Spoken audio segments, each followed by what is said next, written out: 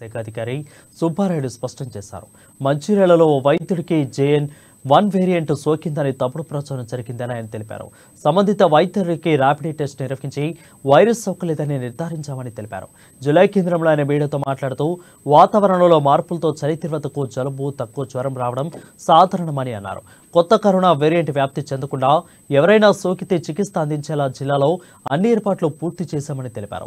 JN.1 virus వ్యాప్తి చెందకుండా ప్రజలందరూ అప్రమత్తంగా ఉండాలని సూచించారు. మన జిల్లాలో ఒక డాక్టర్ గారికి పాజిటివ్ JN.1 అనేటువంటి కోవిడ్ వేరియంట్ పాజిటివ్ వచ్చిందని ప్రసార మాధ్యమాలలో చాలా విరివిగా దీన్ని ప్రసారం చేయడం జరిగింది. దాన్ని ఉద్దేశంలో పెట్టుకొని ఈరోజు ఈ ప్రెస్ మీట్ పెట్టడం జరిగింది. ముఖ్యంగా మనము యాజ్ పర్ స్టేట్ ఇన్స్ట్రక్షన్స్ ప్రకారం మరియు డిస్ట్రిక్ట్ కలెక్టర్ గారి ఆదేశానుసారం మనము 21వ తారీఖు నుంచి మనము కోవిడ్కి సంబంధించినటువంటి ర్యాపిడ్ యాంటీజెన్ టెస్ట్ చేస్తున్నాము. ఇది 21వ తారీఖు నుంచి మనం స్టార్ట్ చేస్తాం. మన జిల్లాలో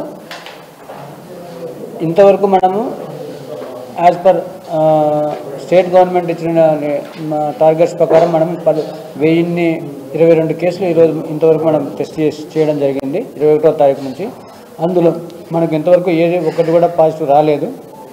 నిన్ననే గవర్నమెంట్ జనరల్ హాస్పిటల్లో పనిచేస్తున్నటువంటి డెంటల్ డాక్టర్కి ఆయన టెస్ట్ చేసుకుంటే ఆయనకు పాజిటివ్ వచ్చిందని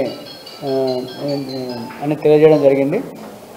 ఇప్పుడు ఉదాహరణకి మనము ఈ JN.1 అనేటువంటి వేరియంట్ను మనం కన్ఫర్మ్ చేయాలంటే అది బ్లడ్ శాంపుల్ని జీనోమ్ టెస్టింగ్కు పంపించాలి.